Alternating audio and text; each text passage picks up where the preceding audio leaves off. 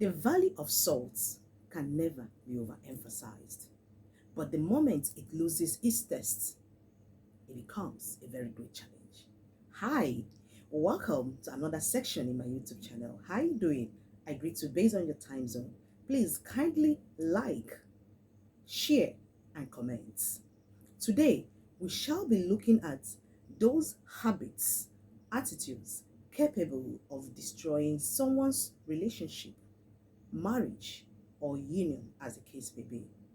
The first on our list is pride. Oh, yes, they say it comes before a fall. In the book of Proverbs, chapter 11, verse 2, the Bible says that when pride comes, then comes disgrace. Don't be disgraced out of that relationship simply because you are proud.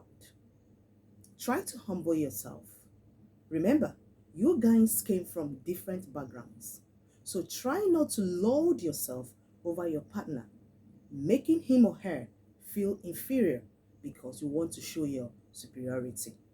You believe that your background is better off because you have, a more solid background coming from a better educational background, maybe financial background, cultural background, or something. You don't need to lord yourself or your culture, your belief, your religion over your partner. Yes, you don't have to do that because you guys are just one. So even if there is a mistake, you can always correct in love than lording over him or her, trying to dominate over him or her. Now, the next one we need to look at is, the purpose of the relationship. Oh, yes. Bishop David Oyedepo will always say that when the purpose of a thing is not known, abuse is inevitable. To a very good extent, it is very correct. What is your purpose of that relationship? Why did you step into that marriage? Many of us got into marriage with negative, wrong mindsets, wrong purposes. Some, it could be because they are lonely. Some would feel because age is no longer on their side. They went in and married or start a relationship that ordinarily they wouldn't have. Something they are not comfortable with. You see them go into it simply because they feel that, wow, I need someone to lean on. Maybe my partner is better off financially. Let me lean on him. Let me lean on her. And you go into that marriage when you know very well that you are not comfortable there. Some people make the mistake of marrying out of pity. What do I mean by that? Because you have dated her long enough, you feel that if you leave her, people will tag you wicked. Or because you feel that all your life he's the one you've been with.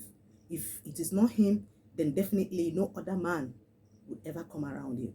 That is a very wrong mindset. Most times, it destroys and ruins a relationship and, of course, marriages. Then we look at the book of Ephesians chapter 4, verse 32. The Bible says that we should love, be courageous, and forgive one another, just as Christ, our God, has forgiven us. The spirit of unforgiveness destroys a home without looking back. Sincerely, it does. Remember, you guys are in love. The book of Corinthians chapter 13 talked about love. It says it counts no error. So why are you counting error? Of course, there are bound to be misunderstandings, issues, disagreements, challenges in that home. But it just takes the two involved in that business to make it work. So you should, even when as your partner is offending you, you try to let go. You catch, you release, as in the case of basketball, to avoid foul. You don't catch and keep, as if you're playing football to showcase the goal that you caught, the ball you caught for people to celebrate you. You don't do that. So when your partner offends, you let do what? Go. And you don't just forgive and still bring it into the future. No, when you forgive, you let go. You don't recount it. Last week, MK, last month, the same thing. I remember 2 weeks ago, that was the same thing. You don't do that. You are destroying that home by keep recounting past events. Try to forgive and forget instead of forgiving and bringing it into future occurrences. Then we look at third party. Oh, yes.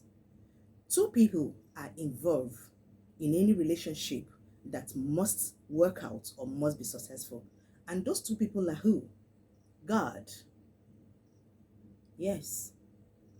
And the couple involved. Remember, the couple are just one. So they are now one flesh. So the couple as one entity and God as another entity. These two people must get involved for that relationship to work out. So anything that has to do with third party is not the right thing. Remember, two is always a company and three is a crowd.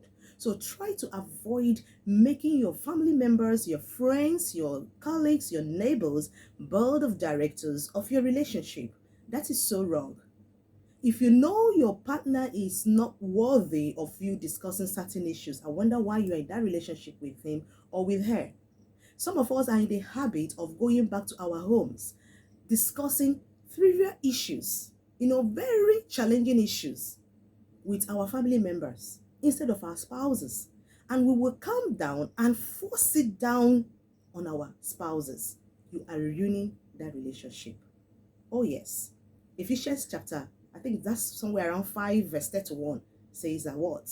One flesh. So therefore shall a man leave his mother and father and be joined unto his wife, and they shall be what? One body. So you don't need to bring third party into your relationship. Your partner should be your best friend, should be your gossip partner, should be everything to you. The moment you bring in third party into that relationship, you are automatically ruining it. Then we try to look at communication, very vital key. Oh, yes, you need to get right timing and the right approach to attack issues or to present issues before your partner. You must communicate effectively and well enough so as to get positive response from the other side. You should know when to talk to him. You should know when to talk to her, the manner you should use to present your issues, no matter how trivial or serious that issue could be. Then we try to look at unhealthy and unnecessary comparison. Oh, yes. First of all, you must understand the dynamics that works for you. When you understand and apply it in your marriage, that will help you a lot. Many of us make the mistake of not understanding that what works for A can never work for B. We try to compare our wives with our neighbors, try to talk about her before our colleagues, we try to compare her with what our sisters usually do. They don't have the same reasoning ability and strength. So if you think you prefer that your neighbor's wife, you like the way she reasons, so why did you go for the one that is living with you? You should have as well go to marry your partner, your neighbor's wife. Some women are in the habit of comparing their men, their husbands, with their brothers, with their friends' husbands, with their neighbors' husbands, with their colleagues, It's so wrong. Remember, these people, they have different backgrounds, they have different experiences, different exposures, different thinking levels. So why do you think they have to be the same? When you know you cannot appreciate the little efforts your partner is doing, definitely you are the one ruining that relationship by yourself. And the last on my list today is XEX.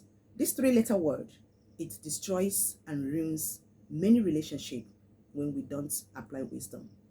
Yes, I understand that the book of 1 Corinthians chapter 7, I think somewhere from 3 to 5, talked about satisfaction, that you don't have authority over your body as a man, neither do you have as a woman. You should try to satisfy each other with your body. Now, what is happening? Many people, many couples, what they do is to use this conjugal right as a weapon against their partner. Many will always want to make one demand before they let him have access, before he has access to her body. Some will go as far as denying him that body if the material things they are asking for is not forthcoming. Some men get angry rather. Some men get angry and deny their wives access to their bodies simply because they are angry or there is a misunderstanding in the home. So they try to take it out on her using that tool. Please outside for procreation, it is for satisfaction. You don't have any right to deny your partner that pleasure. Many of us go as far as trying to, give flimsy excuses every day. Oh, we're on the mountain. I am not on the mood. Brother, you must go down from that mountain. We are in the world. We are not in the mountain. Marriage, to a very good extent, has great number of percentage physically. So you must satisfy that physical urge. I didn't say you shouldn't be on your mountain, but at the right time. You go there, you come down and do the things you're supposed to do. Many of us will come and use it as a flimsy excuse, telling you, I am having headache, my stomach is paining me, stuffs like that. Yes, let me stress this one. If your partner is sick, you should understand that maybe once in a while there might be challenges that might make that person not to be in the right frame of mind or something, but that shouldn't be an excuse why you should constantly deny your body, from your partner, or deny your partner access to your body. We are in the habit of doing this. Let's make these corrections. I'll see you again in my next video. Before then, please let me know what your thought is, your opinion, and of course, your contribution in the comment section. It will be highly appreciated. I'll see you again in my next session. Ciao.